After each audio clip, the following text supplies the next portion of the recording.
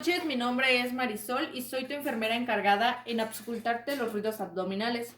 Como primero voy a auscultarte los ruidos hidroaéreos.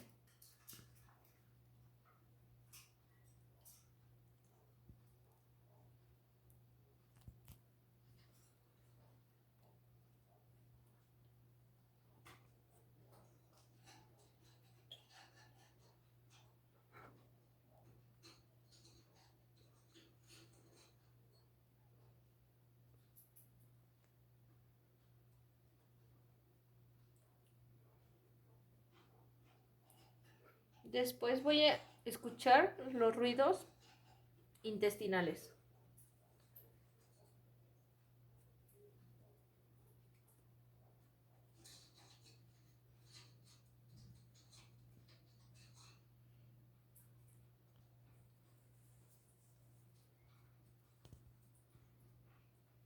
Aquí encontramos los ruidos que se conocen como chasquidos o soplos